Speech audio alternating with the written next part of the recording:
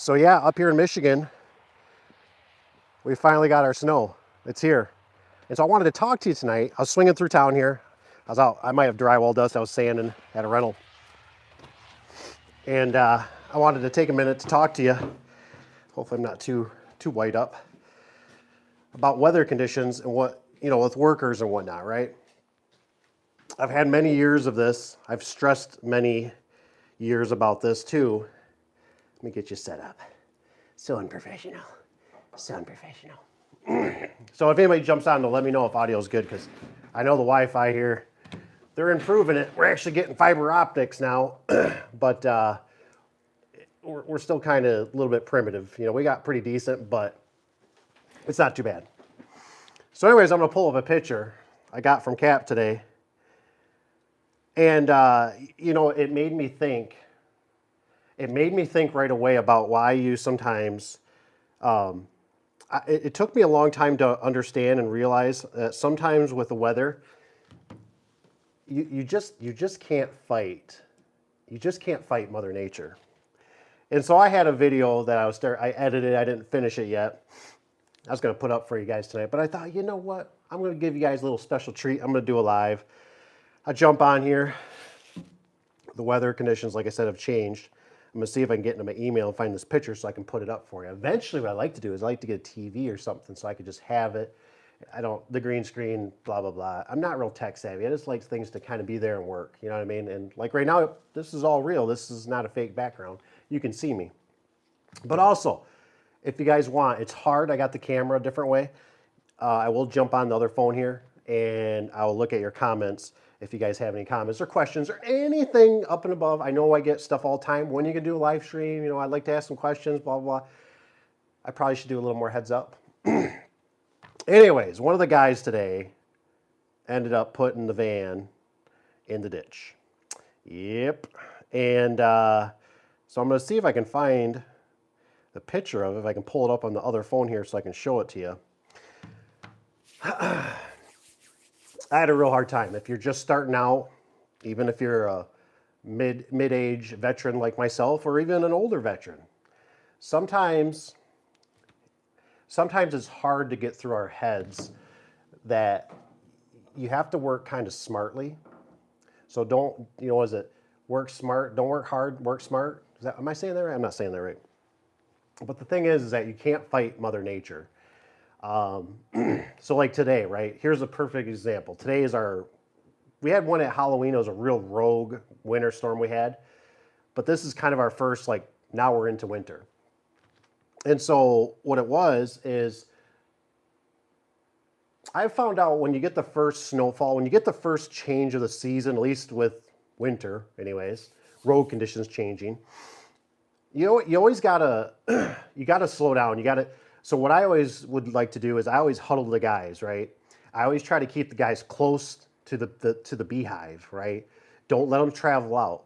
Don't let them travel out too far, because even myself today, right, driving, I noticed that a couple intersections. Hey, I'm sliding. I got some pretty old tires on my old truck there. I'm cheap and I don't want to change them. I can still run them for another summer, but they're older, so they're harder. And you just, I don't want to say this in a bad way. I mean, obviously I don't want anybody to ever get into an accident or anything, but it's like you almost want them to learn on their own vehicle. So give it some time, right? Give it a few days for them to slip and slide. They're going to go see a girlfriend, or they're going to go to grandma's house, or, they think they're invincible. And, we're going to make a 100-mile trip today to go get some kind of propane heater, I don't know, off Craigslist or Facebook Marketplace. And then they start learning, they adapt, right? And things can just happen, right? But it's like once they kind of go out and they're not on your vehicles in a sense, they're kind of realizing, oh crap, winter's here. I need to slow down the mindset. The slush pulls me in. There's just a million things that kind of can change in the demographics. So I used to just go with whatever was still planned. But I tell you what, in the business, and this is kind of for you northerly boys, the guys that are in the Rust Belt and all that kind of stuff, we deal with all the snow. you got to be thinking about that. I cannot tell you. I don't watch it as much as I used to. But when I was in the hot seat here, I watched the weather daily. I watched the weather hourly because I had to know what kind of conditions I was putting my guys in, right? It's kind of like I said, I always look at it like it's like you're the captain of a ship, a major ship, right? I think of Deadliest Catch, right, on Discovery, right? And you see the captain in the wheelhouse, right? That's essentially what you're doing here. This seat right here, this seat right here, it's the wheelhouse, baby. It's the wheelhouse, and you got to be, you're sitting there and you're looking at all the clipboards, you're looking at the schedule, you're dealing with the phone. I mean, you're taking notes, you're watching the weather, because you got to pay attention what kind of conditions you're putting your guys into, and yourself. And so I've always found that it's not, a lot of times, unless it's 100% committed, it's almost not even worth the sacrifice, right? Because now you got a vehicle that it rolls over, you get somebody killed, you get a vehicle that's damaged, maybe a piece of equipment, scissor lifts, skidster. So you got to really think about all these kind of things when you're kind of in control. So let me jump on here for a second. Let me see if I can find this picture, if it'll pull up somewhat legitly without being too much of a pain in the butt. But like I said, if you guys got any questions or whatnot, feel free, jump in. I don't think I have this email signed up on here, so I might let's go to add another account, see if we can do this. I apologize. I should have had this ready. But I wanted to show you this picture that happened today with, Cap sent me, and I thought, hey, it is what it is. It happens. Another trick that I've learned is what I do a lot of times is I don't want to say this like rudely, but I don't save the guys. I always let a tow truck driver take care of it now. Now I understand when you're first starting out, the money's tight. You gotta do what you gotta do. There's no doubt about it. But with me, I've found out it's just easier to let a professional that's in that field handle it. And instead of me tearing up a truck or my time, because my time I can actually be out producing something else. So that's always something to consider. And Cap asked me today, he said something about, and I just told him, I said, hey, I don't, my 4-wheel drive that I do have is pathetic. It barely works. It's a small truck. So I don't really have a big, and the way the guy was down in this little lull, I thought I'd be lucky that if I even have a chance pulling him out. I probably don't. You know what I mean? Okay, so what is this, Dave? There we go. Let's try that one. See if I can get signed into this puppy. Wanted to do it here because I got Wi-Fi, so I wanted to make sure I had Wi-Fi. That's not. Try that for a password, Mr. Google. Oh my gosh, what do we got to do? It wants to. Oh no, it says confirm. It wants me to do it on this phone. How am I supposed to do that? Why? I can't do it while I'm on my live. But you're going to have to take my word. Anyways, the van went in the ditch today. I'll send it on another way if I get a chance. But, so anyways, one time, this even happened with Cap, right? And this is where I learned my lesson with this whole weather thing, right? And guys will fight you on this. Your workers will fight you on this. I've had guys that have come in, and I remember one guy said, hey, the roads aren't good, blah, blah, blah. And I already knew right from the get-go, his attitude was he didn't want to work today. He just absolutely did not want to work today. I knew it. And I said, look, man, I said, his name was John. He don't work anymore, and he's, how do we say, he's a real, well, let's just be honest. He's a loser. That's what he is. He's a user, let's say. I don't know what he uses, but he uses all kinds of stuff. And he ended up, he calls me up. I mean, like 20 minutes later, I'm ready from the shop. And he tells me, he goes, hey man, he goes, there is already somebody that rolled over in front of me. I had to knock out their front windshield. I had to pull them out. My hands are all bloody. I'm going back. You know, and I'm like, what are you supposed to say to that? I'm like, okay, John. Like, whatever, dude. You know, it comes the next day. His hands look just fine. You know, no scars or anything. It's like, whatever, man. You should have just told me, you know, like, I ain't working today. He should have just called in, honestly. I mean, if you're going to be like that, but it's like, I've had guys where they'll do that, where they like come in and they act like, I had this one guy, we'll call him Mr. G. And I remember he came in, this isn't so much weather related, but I remember him coming in and, you know, I always ask everybody, how's, you know, how you doing? How's the day going? Whatever. And he tells me, he goes, not good. And I said, okay, so what's the deal? And he said, he goes, well, my grandpa's in the hospital. He's on his deathbed. And I flat out told him, I said, well, what the hell are you doing here?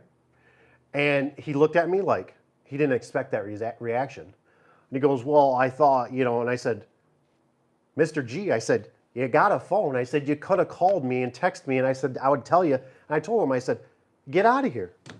I said, leave. I said, I am not going to be the one responsible, I said, for your grandpa on the deathbed that you didn't get to say your last words to him or say goodbye.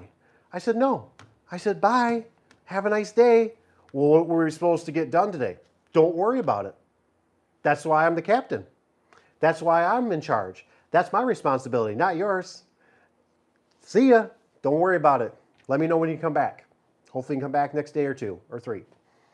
So it's tough when you're in that seat, you know what I mean? And it is. Let's see if we can get signed up to this puppy. I seen somebody come across there. I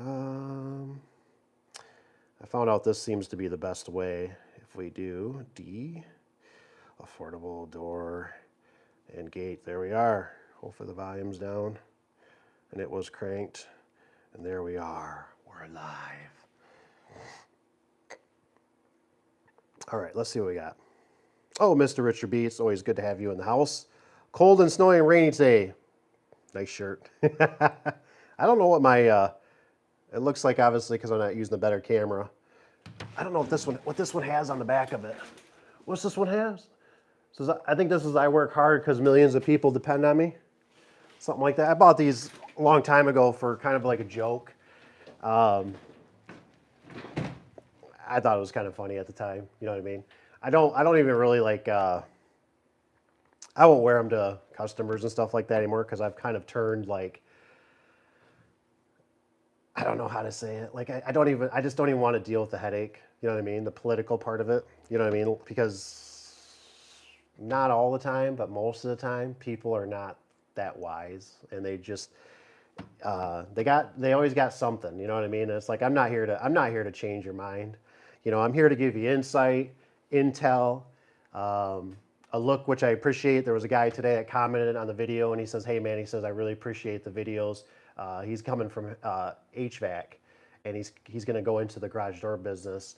He's working for somebody, but he's getting into it. And he said, you know, I'm just glad for your videos. I'm happy that I can see kind of what I'm getting into. And I thought, hey, that's what I'm looking for. You know what I mean?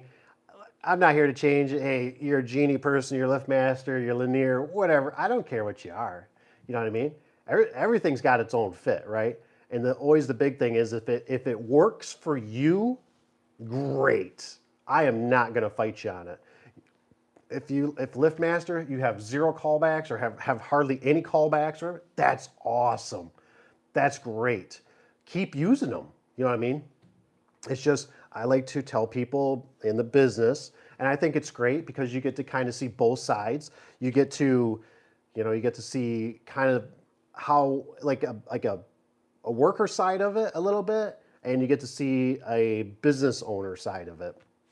And so I think it's just great because you can kind of see both sides and go, wow, I can see why, you know, what he's saying with, you know, maybe sacrifices or things like that. So these things can add up. So one thing, so I want to tell you, because we're dealing with the weather on this, right?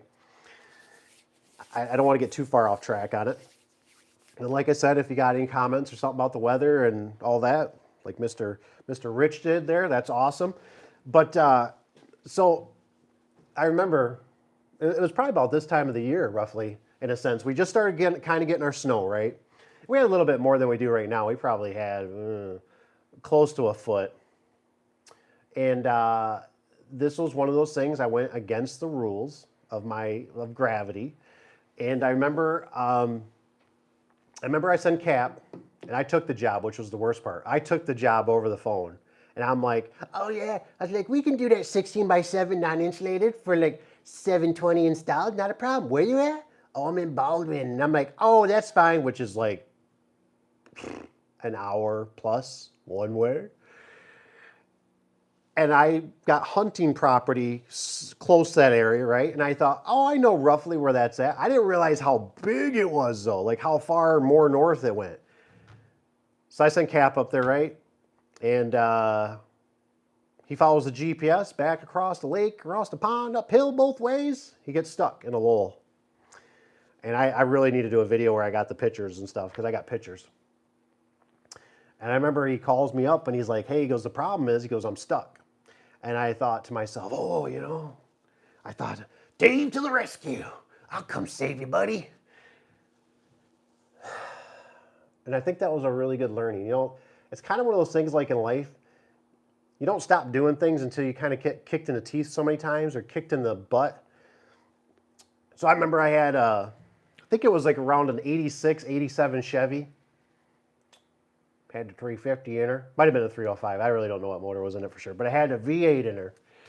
And it ran good. It was a good running truck. It was the plow truck for here at the shop.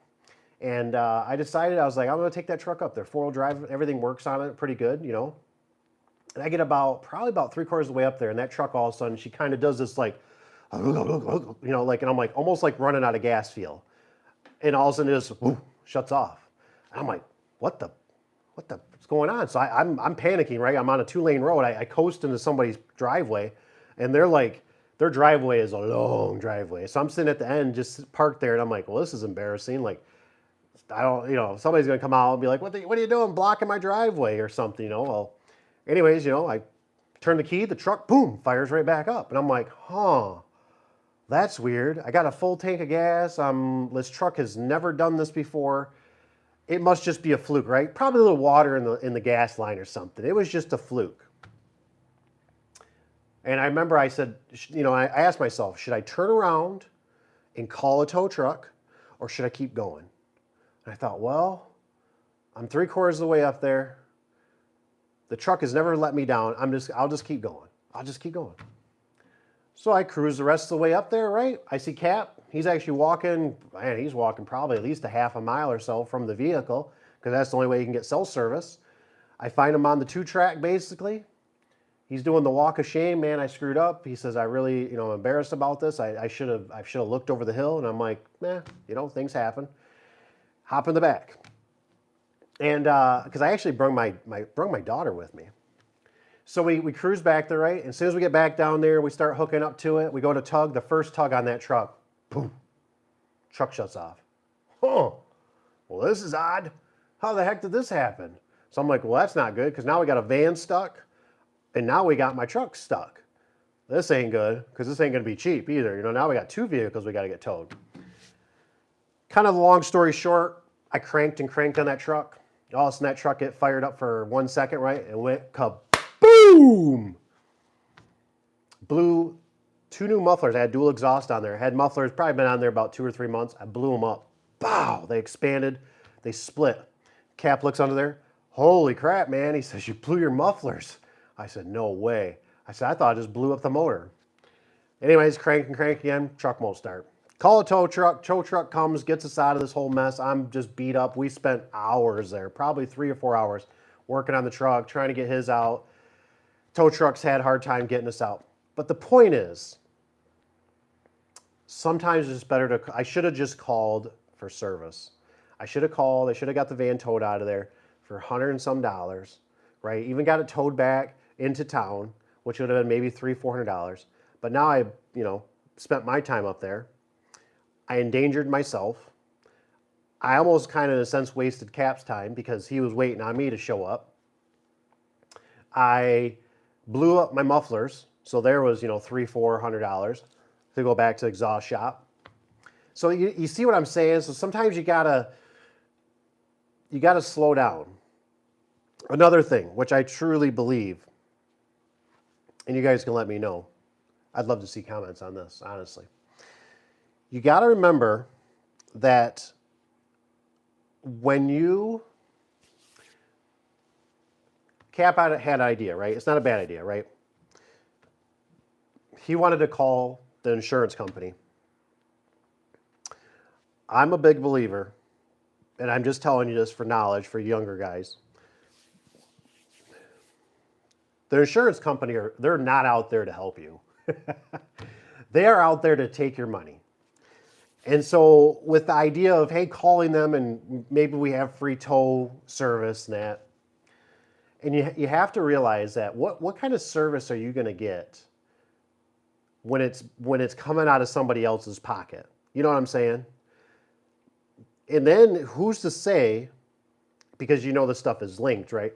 Who's to say that the insurance company isn't going to look at that and go, well, we're going to document that as a flag on their policy that, you know what, maybe they're not that safe of a driver or drivers, and maybe they're a risk. So maybe we should kind of up their premium.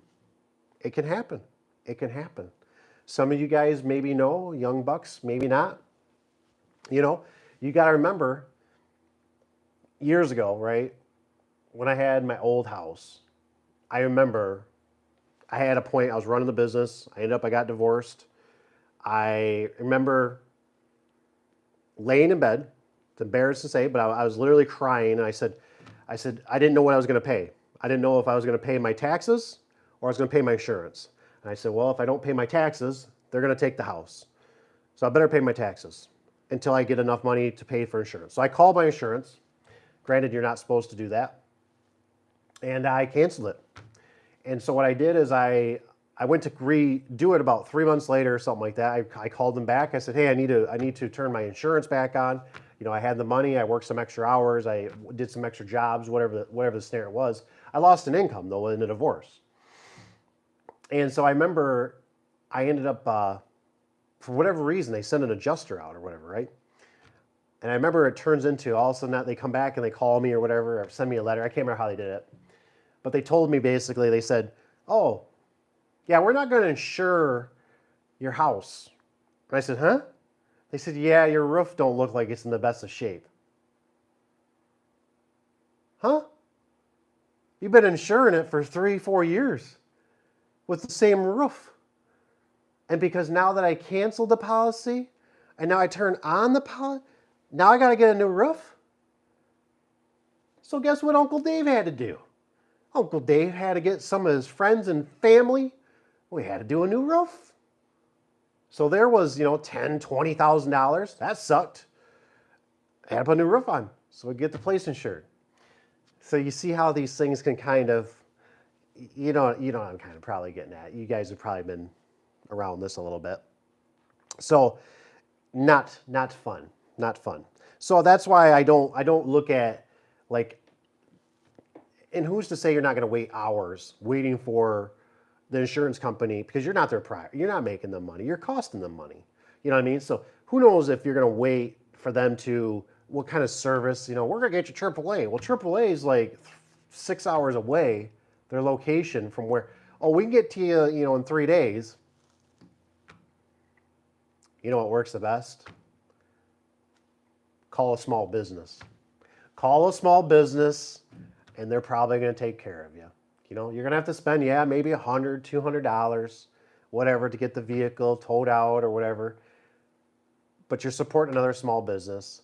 They take pride in their work. They want to get to you as fast as they can. They want to get as many jobs as they get done, because they want to make as much money and capitalize on the bad weather or road conditions or whatever the case might be. But it's just those things I like to bring to people's, I didn't know this stuff. You know what I mean? And I used to fight the weather. I was that guy. I was that young buck that I would be like, it'll be fine. We can tough it through. And I learned it's better just to don't beat up your guys. Don't beat up the equipment, because especially like for us up here in Michigan, we get the weather, right? You know your guys are already getting up. They're probably snow blowing their driveway. They might be plowing it. They might be shoveling it. They're doing their own driveways typically in the morning, right? If not, they gotta start their own trucks up. Their trucks aren't sitting inside the garage or whatever, right? They got ice, they got snow, they got buildup. This stuff always takes a burden. You know, it's kind of like with I always remember with the old secretary, and she would she'd just be like, I just don't understand why. Now they're only down to like they're doing 1 or 2 garage doors a day, you know, and they were doing like 3 or 4, you know, and I'm like, I'm sitting there and I was like, we'll call her Miss K. I said, Miss K. I said, look, I like Miss K. She was a good lady, and I'd say, look, I said, have you ever been in these trucks? I said, look at it out there. I said, you can't do 70 miles an hour down the highway. I said, you're doing 45, 50. I said, with the weather conditions. I said, and then you got all this, you know, I got a light shirt on, right? But you got the Carhartts on, you got the bibs on. I said, you can't move. I said, your batteries aren't charging. I said, the weather seal's breaking on you. I said, the straps are frozen. You know, you got the slush, you got the salt, you got, you know, the truck's fogging up. You know, I mean, it adds a lot of pressure to the guys. And so I just always want you to remember that you have to take those things in consideration. If you know you got a bad storm, if you can switch things around, you can put them inside, doing PMs or doing maintenance or changing out some garage door sections or whatever the case might be, you should do that. If it's close, try to keep them close. You know what I mean? And it's sometimes it just doesn't work that way. I get that. But this is also why through the year, I don't want you guys to expand too far, right? Because if you're going the whole, you know, 45 minutes an hour one way in a direction, it's hard because you're putting more liability in there, more time in the roads. And the thing is, here's the thing. I'm not so concerned about you. I'm concerned about every other idiot out there, because you know it as much as I do. If they end up, they're just, people drive insane. People are horrible. I literally went out today, right? I was looking at a job, and I was doing it for affordable, for like for the builder type. It was weird. I don't know. Anyways, I'm doing it's like a freebie, right? Not in a nutshell, because it still helps affordable, which is good. But I go out there, and I'm like, I'm coming back, and I'm coming over a little bridge, right? And I don't blame the person. I get it, right? But it looks like to me it's an Amazon person, but there's no markings on it, right? They got the cube van, whatever. And they pull out right in front of me, and it took me like 2 seconds. My brain was off into another la-la land, and I'm looking at that vehicle, and I'm like, well, that was stupid. And I start coming closer, and finally I start realizing, holy crap, I need to slow down. I got to slow down. I'm going to run into him. So I start kind of hitting the brakes, you know, doing like the wait, like looking for the emergency exit. Am I going to put it in the ditch and go over the hill, or am I going to run into this vehicle? And luckily with me slowing down, they got out of the way. And yeah, it was interesting. And so just remember, don't fight Mother Nature is what I'm trying to say.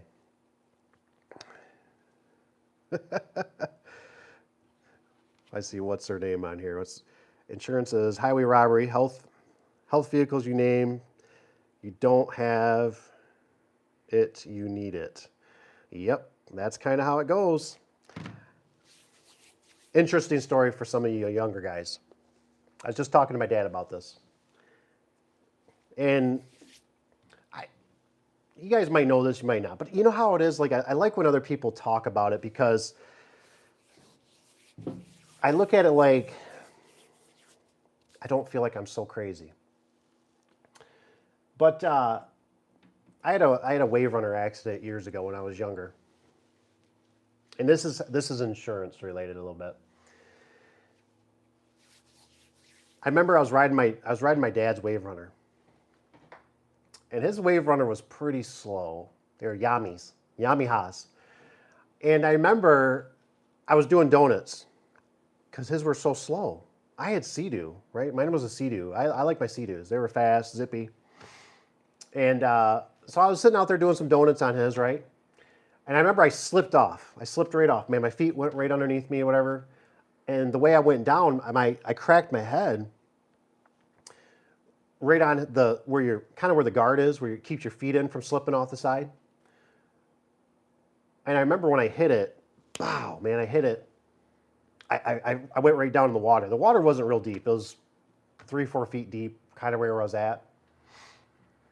And so I remember I went down, and it kind of knocked me unconscious for a second, because next thing I know is my fingers touched the sand, right? And that's what kind of sprung me up, and I pushed myself out of the water, you know, and you know how it is when you're young. You know, it's embarrassing, you know, it's a macho thing. You know, I kind of got up, I was just taking a break for a second here, you know, and I had another buddy, I think he was riding another wave runner or something. I can't remember, because I had two of them. I don't remember why we were both out there. But we were all spinning donuts, splashing each other probably. Anyways, I cracked my head. Got a pretty good gash, and I think I ended up getting like 3 or 4 stitches. Well, I went home. I tried to patch it up myself. And I remember my mom, and at the time it was my girlfriend, which became my wife, which is my ex now. And I remember them saying something to me that, you need to go to the hospital. And I'm like, I'm fine. I don't need to go to stinking hospital. And they said, your hair is going to look funny there for the rest of your life. Boy, that got my attention.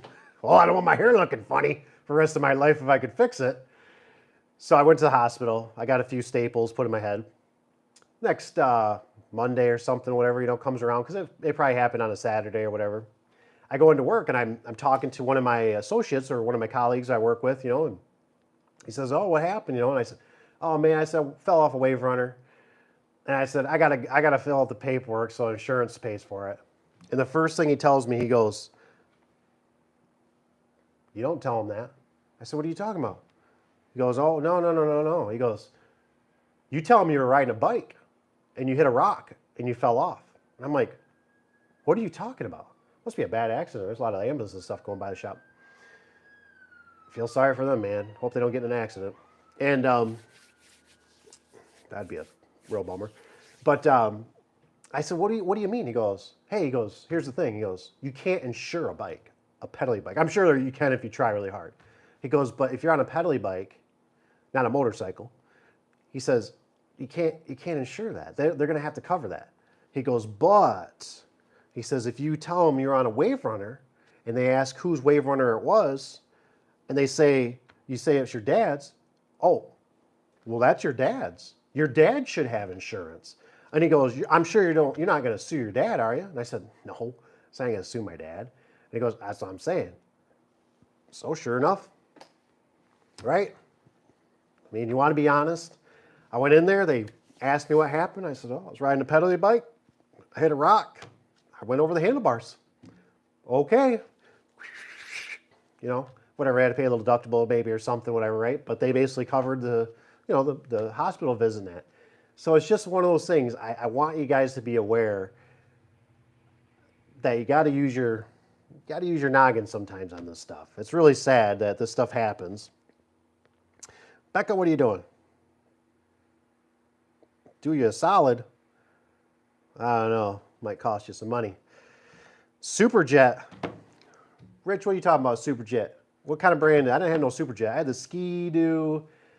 I think mine was a 97, I believe, what I had. Mine was a short one for a wave runner. Didn't always know if it was going to start. I mean, it was a nice machine. It was very well cut, but man, those Sea-Doos, they seem like they're real fidgety about starting. You know, the Yamis, you never worried about. Yamaha's always starting. They're very reliable machines, but they were slow. Not that Yamaha makes bigger and better ones. It was just my dad's were the slower machines. And but I had the short one. Mine was good for jumping. And then my buddy got the XP, I think, and then he could spank me on that pretty good. He wasn't super fast, but he could definitely always crawl away from me. I was bummed. So I tried some different props and that. I just didn't have enough motor. Needed a bigger motor, bigger hull. Just didn't happen. So, I don't know if the Yami was a Superjet. My dad's old one was the one that shot the fluid or the stream of water. I think maybe a lot of Yamis do that. I don't know what year they quit doing it, but It would always shoot the jet. I forget which one it was. I have to ask my dad sometime if he remembers. Like I said, they were pretty old when he bought them, but they were from an older couple that took really good care of them. And what was nice is they kept them in the garage. So they were really mint, but they were just so slow. So that's why we were sitting there doing donuts. Because what do you do with these slow machines? You can't go out and race nobody. You have no chance. And he lives on a little bayou, so it we were just playing around for that area. So, but anywho, so yeah.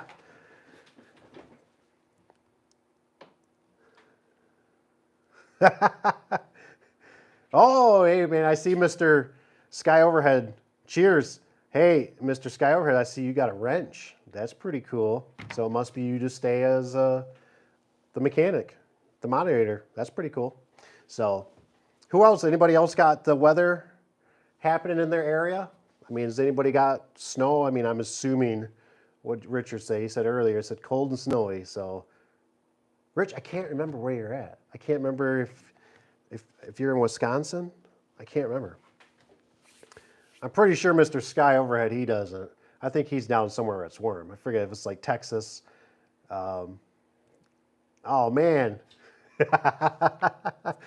Oh, Rich, you brought up that old school stand-up. My buddy had one. He swore by that thing. I mean, he could do some tricks on it, right? And I remember, I remember we went out one time, and he's trying to show off big time, right?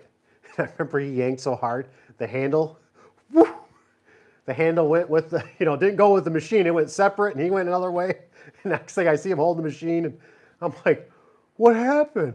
As a, how it is when you're young, you kind of got to shove it, man, your machine broke, man, that sucks. Oh, man, should have bought a Sea-Doo like this one, this one's really nice. You sit on it, don't break those handlebars off like that. But he could do some sweet backflips and stuff. I mean, his was zippy. It was nice because he literally just would pull his truck right down to the water, drop his tailgate, and like just throw the machine right in the back, where I had to deal with the trailer and all that other kind of stuff. So it was crazy. Oh, Tony's got a wrench too. Oh, see, so it does stay. Well, that's cool. Tony probably doesn't know. I think Tony left the last live stream. I gave Tony the power of the wrench. He's probably like, what? What are you talking about? So, yeah, so we're getting the weather up here right now. Like I said, it's supposed to get pretty frigid. I see R&B sent me an email here. I'll have to read that after the live stream. But, yeah, so we're supposed to get some Arctic air come the weekend. So I know I'd be probably watching what Monday's going to bring. And I got probably pretty lucky because I used to run with the plows and stuff like that. I used to do a lot of snow plowing and stuff. So I know the conditions pretty well, what to look for. And to be honest, to this day, they get it about 85%, the weather people, but otherwise they pretty much suck. They kind of get you the gist, but normally I can just watch the radar. And in Michigan, it's pretty easy. The stuff comes from, it comes from the west and it heads to the east, typically. We get rotations and stuff like that, but you can typically see it. So I just like to look at the radar, and I pretty much know what's going to happen, So I anticipated, like today, I watched the weather really hard, just because I'm normally outside, with weather and conditions for the guys and stuff like that. So let's see what what we got here. Oh, man. Got about 4 to 6 inches of snow today. 35. Yeah, that's what they were saying for us. We didn't. It didn't seem like it got that windy for us today. It seemed like it ended up. There was a little bit. We had some branches I seen down, probably because the snow was pretty wet and heavy. Wet snow, real nice combo. Hey, there you go. Yep, kept the guys in town today. I'm telling you, man, it's just not worth it. I can't tell you how many times I've tried to fight the weather. In my worst years was, I've told you guys this before, when I was doing stuff for Lowe's, and we were going way too far. And I look at these customers, like that Baldwin customer now. I just won't even entertain it, especially at this time of the year. And knowing that, maybe you guys can help me out with this. Do you guys feel like this has always happened to me in the garage door business? You'll take a job, right? And that's the thing is like you're trying to forecast a week, a month, 3 months, 6 months down the road, right? Because you'll get that job, right? And you'll think nothing of it, right? Because you're like, we're so simple-minded. Even myself, this happens, right? And you sit there and you're like, it's a beautiful summer day. It's never gonna snow. And then they tell you that job's not gonna come for 3 or 4 months or whatever. Maybe it's a fence, it's a gate, it's a door, a big door job, right? And then that job comes. And it seems like when that job comes, right, like everybody's been waiting like towards the tippy end, right? So the builder's calling you, the customer's calling, is my door in yet? Is my door in yet? No, it's not. No, it's not. One little secret I found that's worked. Take it, don't take it, whatever. Maybe, hey, let me know what you guys do, maybe. What I would find out worked the best is I would tell the customer, I'd say the door is not in yet. And the door might be in, right? The door might come in. But it's like, for some reason, they can comprehend that, right? Like, it's like, it's kind of like out of my control, right? It gives you that buffer. But if it's like you say, oh yeah, I'm sitting here looking at it right now. And they're like, whoa, what the heck? I already gave you half down, or I gave you full down, or whatever. When are you going to come install it? You know what I'm saying? So I learned that I just say, it's not in yet. Let me call them. I think it's supposed to be in next week, right? And that would depend on how the economy was, basically, with the business, right? How the weather, how jobs were laying out. Nowadays, it's even worse because you might get something and it's not all there. I used to have it down so good before the whole cough syndrome. The stuff that was coming on the truck, like 99.8% of the time, it was correct. And there might be a little something, right? The package of rollers are missing or a bracket, and I could live with that. I think still these days, I mean, you guys know better than I do. I still hear from Cap and everything. Stuff's still coming in, it's missing. It doesn't show up complete. The quality is damaged, it's dinged, and it's become so much more, it seems like, that it's like, oh, Uncle Dave's got the shivers, right? Like, I don't even want to tell the customer that door's coming in tomorrow and schedule them for the next day. Because that's what I used to do. I'd schedule them, like I go, okay, their door's going to come in. I can believe in the vendor. I can believe in, the product being there, complete, somewhat intact, not damaged. I believe in all this, right? The system is working, and I can guarantee the customer, say, hey, your door's going to be in Wednesday. We'll plan on doing it Thursday or Friday. Now, it's like, oh, hell no. No, I ain't doing it. Because it's like, it never seems like it never fails. Oh, we didn't get it on the truck. You didn't have a big enough order. Or we have a bigger job that's taking place. Our dispatcher, we got a new one. They screwed it up. Sorry. And you're like, sorry? Yeah, I just called 5 customers. And I got, so now you got to call them back, right? And you're like, hey, hi, Mrs. Jones. Yeah, I got to spend like a half a day now calling y'all back, and I you took a day off of work. Oh, what? Next week you're gone on vacation.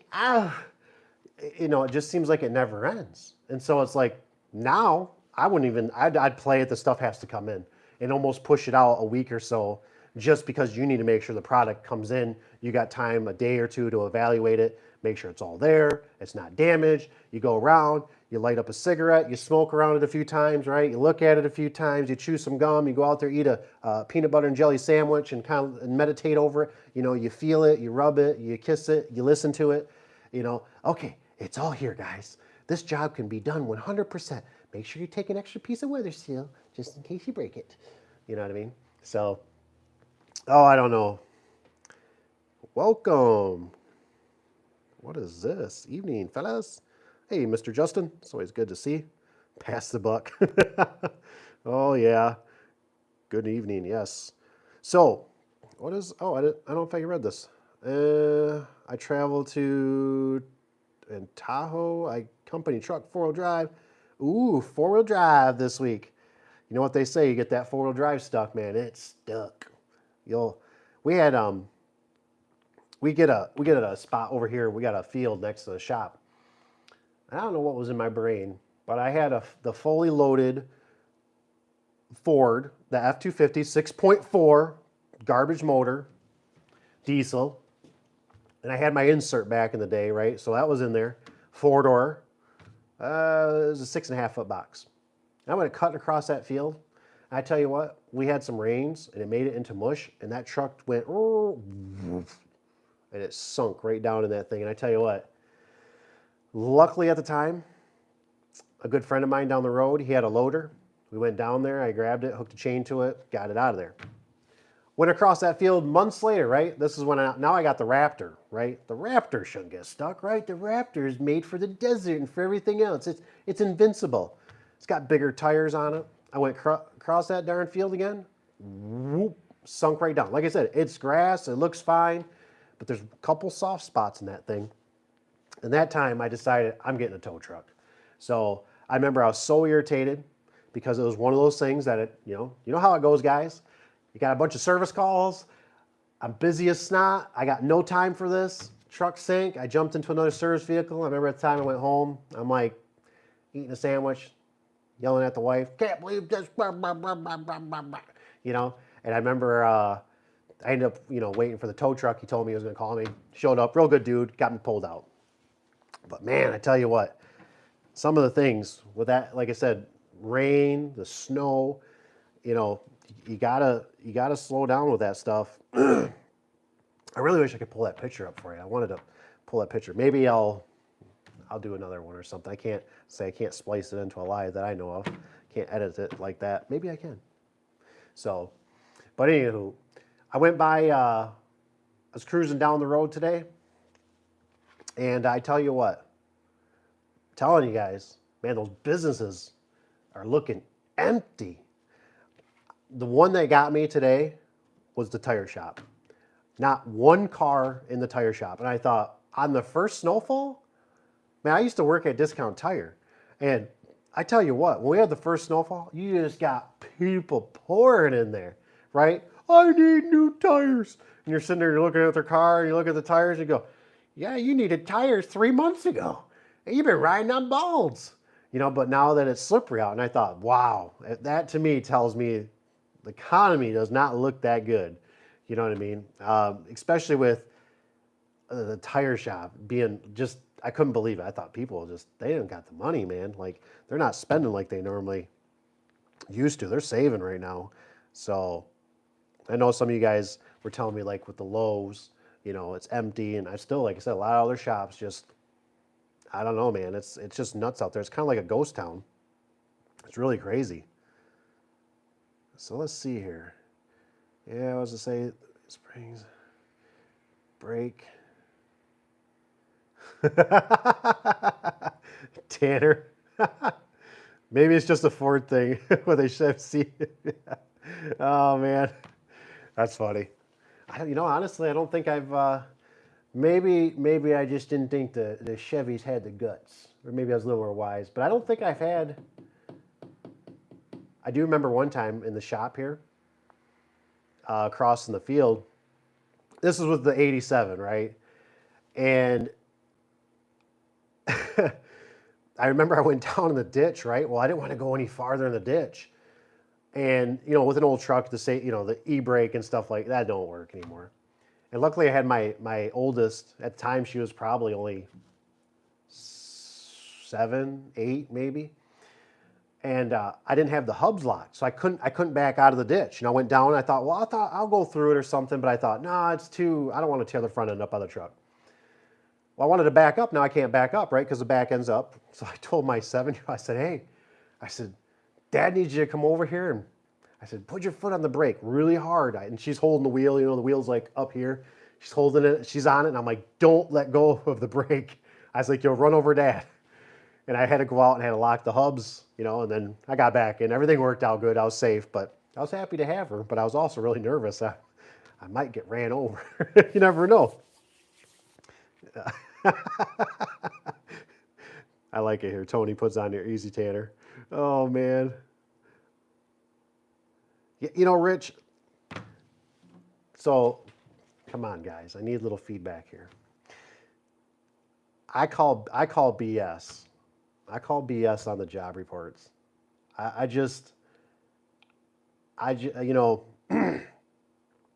I heard something today too, and I first instinct was I called this a PR statement is why I looked at it, right? So you got the job reports that came out, obviously. Have you guys have you heard about the Boeing? I don't know if it's a 737 or whatever it is, the Boeing jet or whatever that the door just flew off on. And at first it was loose bolts, right? And then I don't really follow this thing real close, right? But I heard that now the door is designed with cab pressure or something to blow off. And I go, but they failed to put it in the manual. So nobody knows about that this door, when this cab gets depressurized, it's designed to blow off. And I don't know if any of you guys watch Scotty Kimler, the automotive guy. I think he's a really, really down-to-earth, bright guy. If you don't, you should watch Scotty Kimler. He can teach you all kinds of stuff on vehicles. Good, bad, and ugly, and in between, right? And I always think about him in this situation where he says, that a lot of these auto manufacturers, they will do software updates to fix the problem, right? Like when Ford had the problem with the EcoBoost, it was sucking in too much moisture, put in limp mode, and people are trying to pass, and the vehicle basically shut down. They have to go to the side of the road. Well, it was almost because the vehicle was making too much power, right? So they had to detune it, right? It was getting too much air through the cooler, whatever, it was getting moisture. So they basically detuned the vehicle, right? And I'm laughing because I see some of you guys' comment and it just cracks me up. Because I love it. I feel like I'm with like-minded people. And I just, so, with that Boeing, right? And I thought, okay, so now they're saying, oh, it's designed that way. And so in my mind, I go, oh, it's designed that way. So that means they're okay to fly, right? The whatever 500 or 700 planes that's out there, right? Because they don't want to land these things and they're parked, and right, Boeing's something behind the back doors is getting all blown up. And so now they're saying, well, no, these are designed. It's because they, now they don't have no voice recording of the cab, because after 2 hours it gets recorded over. And I just, that blows my mind that we still have that kind of technology, that we don't have something that's recording or sending data. I mean, for goodness sakes, you and me are tracked like a mofo, right? And squeezed for every penny. In an airplane that's hauling, hundreds of human lives and babies and children and men and women, and we don't have the recording? We don't have the recording. This is not something from back to 1969 era. This is a very newer, modern airplane from what it sounds like. Like I said, I'm not an expert on this. But to me, it sounds like, oh, now with the door, it's designed to do that. Who in the hell? I want to see the captains. I want to see the captains on there, and they go, oh, geez, that's a great idea that the door blows off. That's a really good design. The reason they do that is so if midway somebody wants to jump out the door, they don't have to open it. It's automatic ejecto, right? Like in Fast and the Furious, where the guy clicks the button and pooh, it shoots the bad guy out. So I tell myself now, right? I go, I won't be sitting next to a door. I can tell you that much. I'll be looking on the chart, or if they go to sit, I ain't sitting by that damn door. Yeah, and I might decide to keep my seatbelt on a little longer through the airplane ride. Maybe take it off for the bathroom break or something, but the rest of it, I'll just keep my seatbelt on, man, because I tell you what, This is just nuts to me. So now, does that mean that these things can fly? Are they still going to be grounded for a certain amount of time? Probably not. You know what I mean? It probably gives them a reason that we've made a PR statement. And so I just, oh my gosh, I can't believe the world we live in. Oh, got to keep those stock prices up, man. Yep. And that stock price is, like I said, the end of the year. I kind of have that feeling that we got that whole, because we got election, we got to kind of, keep things looking on the bright side, and I just don't, I have a hard time believing it's organic. I just have a hard time. It was as if it's not going, it's not going. That's pretty funny. Oh, no, don't see here. Oh man, I'm serious. I can already see my face like when you're walking down the aisle. Which aisle? Honey, which aisle? Not that one. I sure, it was so great that nobody got sucked out. I mean, but if you seen the pictures, right? I mean, it looked like the seat was kind of tweaked or something was going on. And it looked like, to me, like somebody was hanging on for their dear life. Oh, I freeze up there for a second. Low battery. We got 20% left, guys. And so, yeah, it was just, I don't know, man. I just cannot believe. What's this one Tanner's got? Ford designed to not take enough power. Oh man, look at Tony. My Duramax loves it. 600 horses. Oh man, that's funny. That's awesome.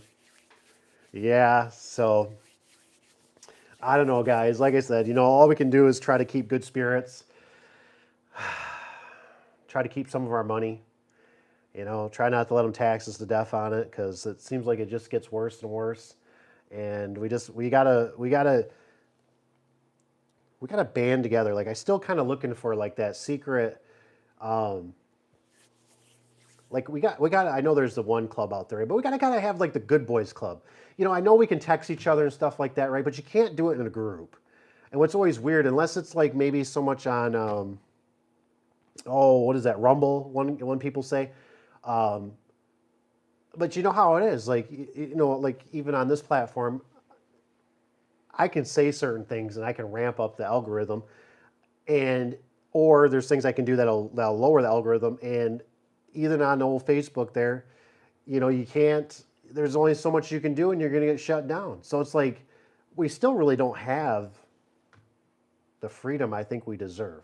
We should have more, something that we could go on that would join together, that's like kind of unstoppable, kind of like, like when you send your text, it normally goes through and everything, but it needs to be for the masses in a sense. It'd be nice to find something, because there's just so many things I think that are hidden from us that people are seeing that's not really shared. And then when you try to share it, you basically get shut down, which is kind of a real bummer, I think, in America, because we're supposed to have the freedom of speech, but you see how much that really, goes. Zoom chats, that might not be a bad idea. But can you, like, in Zoom chats, can you like link everybody so everybody knows like when you're on, or you're like, I think of like a group chat, like a group text, it goes out to everybody, at least it's there, so it's just still there. It's just people need to look at it, and it's like, hey, at midnight, we're going to go ring the bell at the church. You know what I mean? Where it's something like that. Tanner, I like that attitude, Tanner. I'm kind of that way. Like, as long as I got my boots on, I will walk my hiney wherever I'm going, home, wherever, man. But I agree. The planes are getting to be,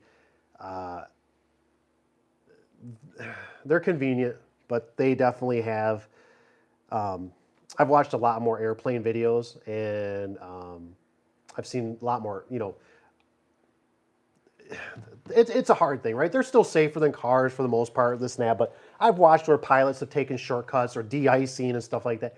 And it just makes me think about, like, I'll probably just wait till weather's better and travel. I absolutely hate when you have to go through all the security checkpoints and stuff like that. The last time even the wife had something, it said it was okay, but it was because it wasn't in a clear container.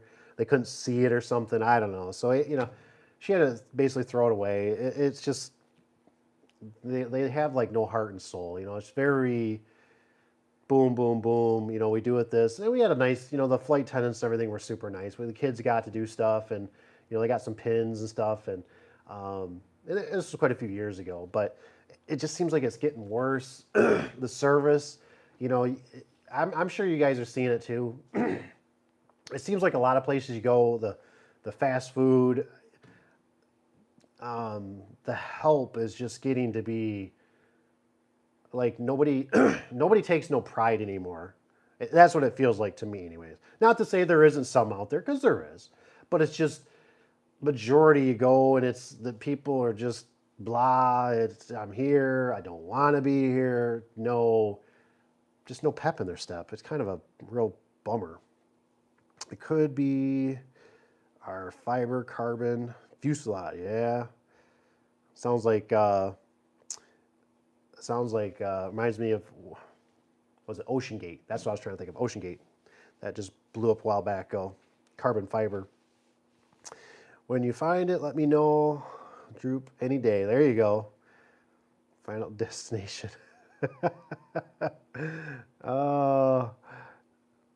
Yeah, that's true. The the pocket knife. I mean, what is it? I think even like now, like the casino. I think if they can see it, if it's just in your pocket, they don't. But if they can see the clip, I've had that before. You know, you walk in there and they're like, "What's that?" Oh, it's just a razor blade, you know, cutter. It's just a poker knife, you know. And they, what's going on here?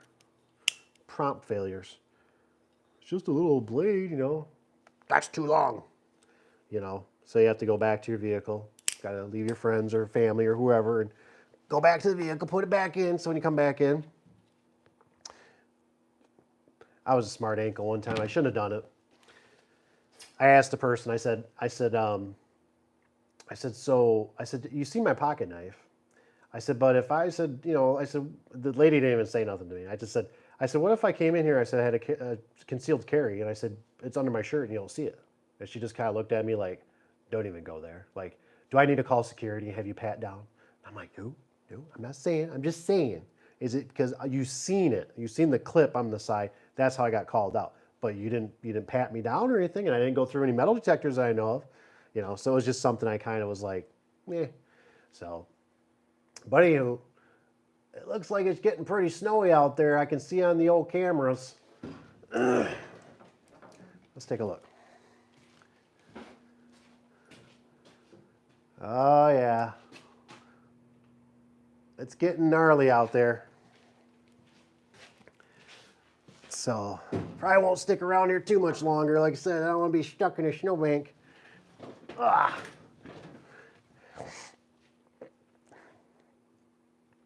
Was this the plane that becomes convertible? Heck, I don't remember that. I don't remember that, Rich. Even take your, yeah. Oh, Hawaii. Hawaii sounds pretty nice right now, I ain't gonna lie. So anyways, just remember, you guys, the weather's changing. I think it was Tanner that said, kept the guys close. You know, you gotta just always remember this. Remember this. Just because you're busy doesn't mean you're profitable. And that was something that was real hard for me to figure out. Real hard. I took a lot of lashes for that over the years. And you just have to sometimes call it an early day. Sometimes I even called the day off. We've had such bad weather here. Sometimes I just tell the guys, don't even come in. Don't even come in. Don't even bother. You know, stay home. Because, you know, I always, this is how I picture it. If you think about your workers like fighter jets, right? Like the pilots of these fighter jets, right? Because I thought, well, the government, you know, they do these, they just don't let you know, they put a lot of money in technology, right, into those, why can I not think of it? The deployment, right? You know, their emergency exit out of a plane. Comment below, you know what I'm talking about. And I look at it like they want to save that pilot. Well, why do I want to save that pilot? I mean, it's just, well, we think human life, right? I think a little different. I think because I go, you know what? They got a lot of money invested in that pilot. That pilot knows how to fly that plane. That pilot knows how to maneuver, to run the guns, everything, right?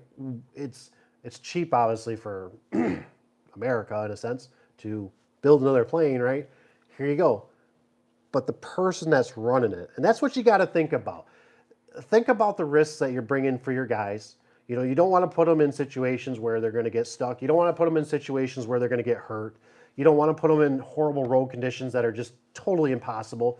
And then you try to overwhelm them like, well, geez, during the nice weather, you're getting 2 or 3 jobs done. You should easily get 2 done today.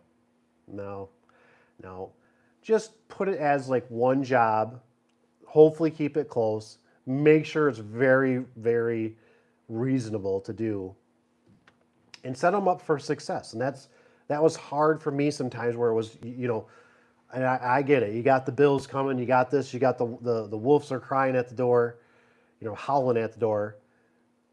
You just got to sometimes say, you know what? Enough's enough. It'll be sunny another day. Let's let the road crew and everything else, because I can contest to this. I just told the wife this today, actually, the wife-a-tron. I told her, I said, when I was out plowing one night, I said, I remember we had a night, and my boss, right, he said the mayor is nervous that the roads are going to become impassable because we were just going to have hellish snow, we were going to have hellish wind, we were going to get drift over. And so that night, I paired up with a guy. We did tandem, right? I was the wingman, so I was in the back. I was the guy with a huge blade on the front of a, whatever you call it, semi-truck, basically. And I remember we're going over this hill, and I remember, luckily the guy got on the radio. And I remember how mad I was irritated with people because he got on the radio and he goes, hey, watch out for that car coming up. And I'm sitting there so focused on getting this truck up this hill and getting the plows set right, and the truck is just sitting there, I mean, air brakes are going, just everything I can do to keep up with this guy. And this guy is a full-time guy. He knows how to run the trucks better than I do, right? I'm a part-time. And I see this car, and I remember I thought to myself, oh my gosh, I swerved, and it was a sedan. And I wasn't going super fast, but I was probably at least going 30, 40 miles an hour, and I would have creamed that car, and I could have killed somebody easily. And I remember I swerved that truck, right, and I got back around, and I'm like, holy crap, it's bad enough that I'm looking out the mirrors, I'm trying to keep my window defrost, and the snow is building up. The problem we had that night with the trucks was the windshield wipers couldn't keep up. You're going down, you're blowing so much snow over the plows and stuff, the windshield wipers would just start, they were just getting full of snow. And I'd hear all night through the radio, the guys were, I got to come into the shop, I got to de-ice my windshield wipers. And as I got on that hill, I seen all these cars, and these people are driving, sedans. And I thought, there's no way I would even attempt to go out here unless I had a 4-wheel drive with like snow tires on it. No way. And there's cars just stuck. And there's nothing we can do. We can't assist them. We're directed not to. And we don't have we're in a big old truck. What are we going to do? They got to call a tow truck. Well, we try to swerve in front of them, which I don't know if we're doing any good. We make it snow drift. But I remember telling myself, get the hell off the road. Get off the road so we can do our job. You know what I mean? And that's the thing is when you're a plow driver, we just want to do our job, right? We're out there to kill the snow. We're out there to push the snow back so when the sunset comes up, sunrise, people can go to work, they can have a nice commute, the roads are salted, and so you have to think about these things that, the plow guy is not happy that you're on the road. You know what I mean? That you're backed up to them, or some people we haven't had in the business, but I remember running plows. We had a guy that rear-ended one of them. And so you got to think about these things when you're in the business. You got to think about slowing down if you're a worker, even myself, right? I go out and do work too. And you got to remember just to take your time and slow down and think smartly. And like I said, sometimes the weather, and most of the time, honestly, I've had really good luck with this. I would tell the customers, I'd call them and just tell them, say, look, unfortunately today, we're not running today because the guys, and I couldn't believe, I was really nervous about doing it and stuff. I couldn't believe how many people were very generous. And they said, I totally understand. My driveway's a mess. They'll probably get stuck anyways. That gives me time to snow blow or plow the driveway. And that's the truth. I've had guys that went down in driveways, not even that big a slope, and they're stuck because they're in two-wheel drive vans. It's just not worth it. You know what I mean? You just gotta just call it. Just call it for what it is. Don't try to be a badass. Don't try to be I'm invincible. Don't think, it's the end of the world, because that day when you get a vehicle that rolls over, or an employee that gets hurt or killed, you know, you're going to always be going, man, I knew I should have just said we should just call it. But it should be a day. You know what I mean? Yeah. Yeah. Rich says it costs millions in pilots. Yeah. I mean, you think about it with the pilots, right?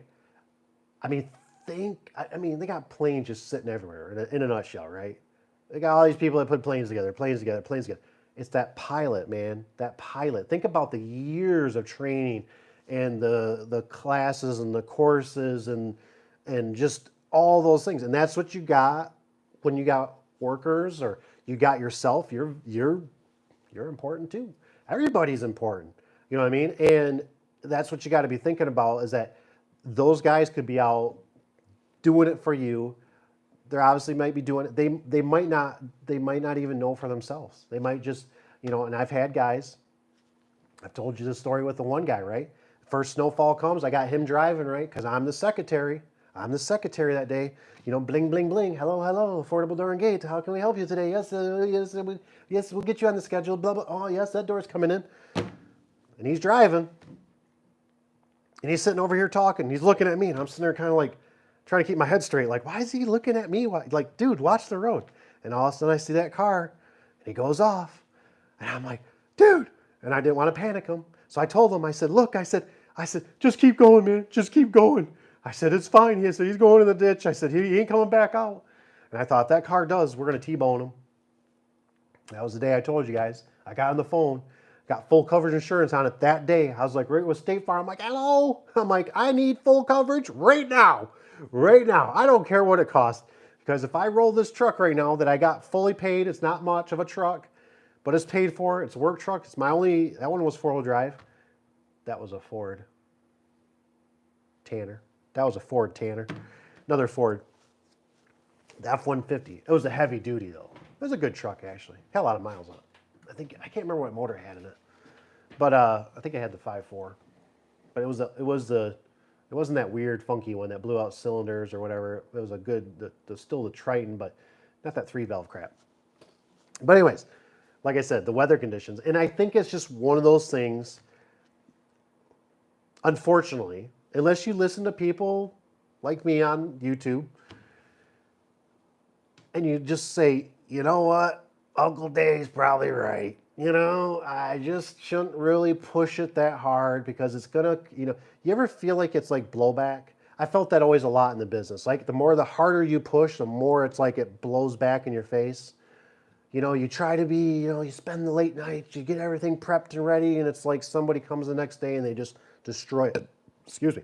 Not on purpose, but like they destroy it, right? They're just like, they go to the job site. It might not even be their fault. You're like, door's not the right size. You're like, are you kidding me? How can it not be? It's a foot off. The builder didn't make it the right size. What do I do now? Why didn't you call me at least when you're at the job? Why did you just come back to the office? Now I gotta, like, you're right here. I gotta really figure out. So sometimes it's just, you let those guys go out there. Like I said, they're gonna hang themselves because it's like, and it's gonna come back to you because you're the captain of the ship. You know what I mean? And that's how I always look at this. That's the best way I can describe it, is think of it as a captain of a vessel, right? You got the engine engineer, you got the cook, you got the maintenance guy, you got the scurvy, you got the mop guy, you got the crew hand. I mean, you got all these things, and that's what you're dealing with. You're dealing with the vendors.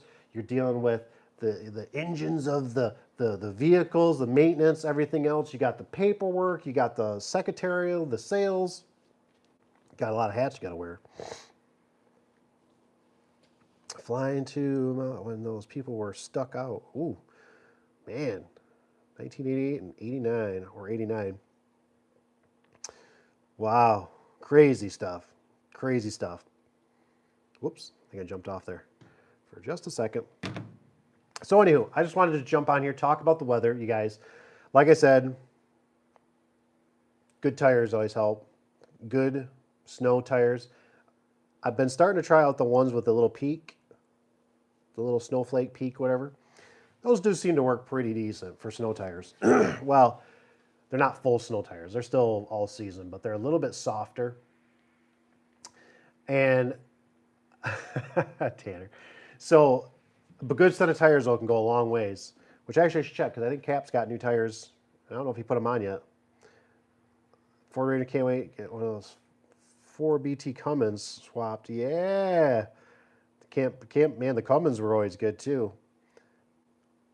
You're right, though, Tanner, on those. When we had the Ford Rangers, I still can't remember having hardly any problems with the Ford Rangers. And we had them, they were all, one might have been close to 200, but the rest were over 200,000 easily. I mean, I know one was like 287 or something like that, getting close to 300,000. Original motor, original transmission, and man, those were good trucks. You know what I mean? I almost kind of wish we'd, if we were doing more residential, I'd say we'd run them again. But they just, unfortunately, they don't have the pulling power that we need for scissor lifts. That was always kind of the one reason. So it's like, and you got to remember with the vehicles, when it comes to this is just my opinion. When it comes to the workers, we would typically always give people like a designated vehicle because that's basically their locker. That's where they can put their jacket, their extra set of clothes. And we don't really want to mess with that, right? And so that's why we try to run newer vehicles, brand new, so you can ride that time out, right? Because once vehicles start getting over like 100,000, especially in Michigan, with the salt, it's super hard to deal with the brakes and the rust and the rusty brake lines and fuel lines, and it gets to be really challenging. But if you use that as like a locker, is what I found out, works really nice, because then it's kind of like, what do you mean you're missing a Sawzall? Like nobody else has used, like I got to the point where I wouldn't even touch another person's. Me and Kat might switch vehicles because we've known each other for so long that we know we're gonna fess up if something comes up missing. Hey man, I totally lost your Sawzall down the highway. Yep, I seen it go flying. Gotta get you a new one. You know what I mean? But when it came to not seasoned vets, it was really tough because it just seemed like anytime somebody else would take the vehicle, it's like they'd come back into the office and it's like, hey, did somebody use my vehicle? And it's like, yeah, I think so. I think, maybe John or somebody took it. And they're like, well, I'm missing my drill. When actually they left it at a job and they forgot about it. And, it's just, you know what I mean? They lose stuff and then, or they forget it, or they try to pawn it off on somebody. Well, I don't have a drill, so what are we going to do? You're like, well, I guess I got to get you another one, because, well, yeah, that's why. I seen Tony come on here. The Rangers. What year did they stop? I think it was 2004. And I was talking to my one brother-in-law. He works at a Ford dealership. Good dude. And he sounds like they don't really have a lot of the Ford Rangers. And I honestly can't say I've been seeing a lot of the new Ford Rangers that were kind of the big hype. I see a lot of the Mavericks,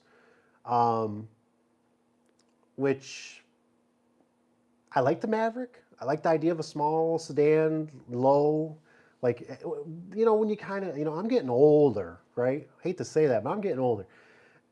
And I don't like getting out of a vehicle that's high. You know what I mean? Like, I like stuff I can reach over, I can reach, I don't have to climb in. Um, that was kind of the reason for the cutaway vans. Oh no, I paused for a second again. 10%. We're there almost. And the cutaway van was just so nice with all the compartments. It saved my knees and stuff, my legs, and there was a little bit more room, so I wasn't so hunched over like I am in the vans. The vans are a little bit more tighter. But I just, even in the Ford Rangers now I think of it, they had the turn windows. We had the toppers on them, so all the windows, all three windows opened. And those worked nice. I was always a little nervous about somebody smashing them and stealing, like if we went somewhere that was a little sketchy. Luckily, we never did. The only time we ever had broken windows was because somebody angle iron or something smashed it by accident, Yeah, Ford Rangers, huh? They jump good, huh? Launch thing, brother, at 4 speed. Oh man. What's kind of weird is actually this is quite a few years ago. Some of you people probably maybe have heard of it, maybe not. We got Silver Lake sand dunes. It's a pretty big thing for up here in Michigan. Um, People ride all over the dunes, go right down to the lake. It's a really cool place. And I actually remember somebody actually it was a Ford Ranger body. The whole inside was totally different, I guarantee it. But the body was a Ford Ranger, but it had a scissor lift suspension on it. I don't know exactly how it works. I'm not an expert on that by any means, but man, that thing would start hauling so fast, and it could just take all the bumps. I mean, he would just start going, and there was no way you could keep up in a standard vehicle because you'd rattle your teeth out. You know what I mean? It was just so horrendous. Oh, what does it say? I said, hope the Ford Ranger is good. That's what I'm getting for 4x4. Nice. Well, let us know, Mr. Sky. Let us know. Let us know how it does. Hopefully, maybe get some miles on it, or at least you can keep tabs on it to see. Because I don't know. I don't know. I have this sneaky suspicion. Could be wrong. I hope I'm wrong. But you know how like all these manufacturers just sometimes they have good years, and then sometimes they have these really crappy years. And that's why I'm not a big like, oh, I'm only Chevy, or oh, I'm only Ford, or I'm only Dodge. I look at it like I go, I know they all have certain years that were good, some were bad, and unfortunately you don't know unless you buy older stuff. So it's been proven, right? I always remember this tip one guy told me one time. He said, you always want to buy the last year something was made. And there's always two things I think about, and I've learned over the years. And for one is, obviously, you can do the research. If it's been around for 10 years, you can do the research and you can go on forums, and with the internet, you can see how, people have had good luck with them, bad luck, whatever. They're known for transmission problems, they're known for this, spitting out spark plugs, whatever. And so you can check the history on it, but hopefully, not always a guarantee, the manufacturer fixed some of those problems, right? Like I kind of heard, I still think the 6.0 Ford Power Stroke still kind of a lemon in my. But I see some guys they're like they got 200,000+ miles on them, and they're like it's the original motor and it's all stock. I'm like, really? I'm like, no head gasket, nope, just normal maintenance. And I think maintenance is key on a lot of things. I think a lot of people slack on it, including myself sometimes. But some of this stuff is just like those Chevy Traverse, some of those mid-sized cars and all that are having a lot of engine problems from what I see. Mechanic, I go down, I visit him once in a while, and top of the motor's all shot. Yeah, it's just better to replace the motor. Replace the motor, like that's a lot of money. Yep, they'll probably get another 100,000 on it. It'll happen again. It's like, oh, they haven't fixed it. It's really sad. Travel, yeah, suspension. Down there in Fort, see them all the time. Oh, nice. That's cool. See them down in Fort Wayne. You can bring back the Ford Pinto. Hey, Ford Pinto. Yes, you are. You are dating yourself. All I think about is the Ford Pinto, right? That's the one that went off the bridge in Mackinac, supposedly. I can't remember for sure if that was true or not, but that's always the story, So, Oh, I don't know. You know, the automatic seat belts.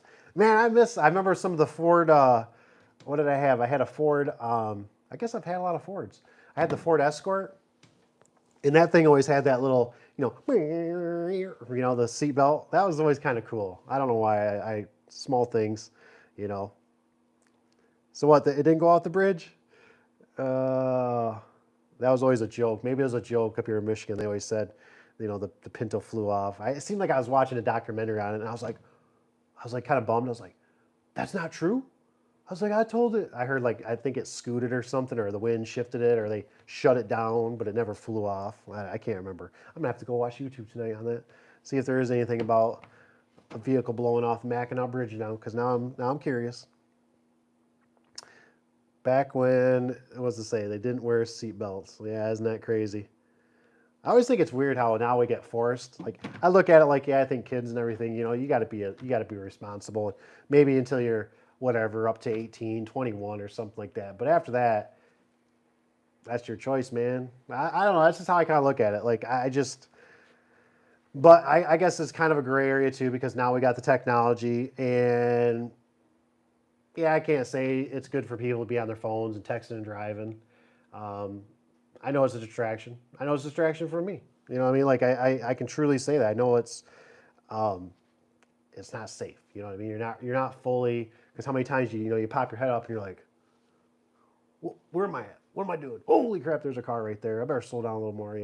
You're just not always 100% paying attention to your surroundings. Probably pretty soon they'll just make it so it shuts it off no matter what in these cars, or your phone will automatically. But I always know people have their ways of, well, if there's an emergency or stuff like that, there's all kinds of good stuff. But all right, guys, I love every one of you. Thanks for being here. Thanks for commenting. That's always fun. I really enjoy talking to you guys. You can always shoot me an email. I always put it in the description, daveadubson@gmail.com, if you ever want to email me any questions, concerns, personal, business, life, employee, worker, anything. Anything you want. I'm here for you guys. So I really appreciate the support. I appreciate you guys watching. We'll see you on the next one. Hope you guys have a good night. And let's go check out the snow one last time before I let you go. I don't think I need that phone.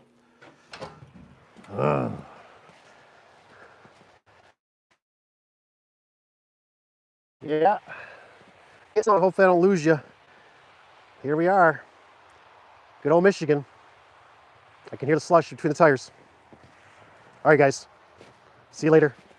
Have a good night. I got to shut this place down.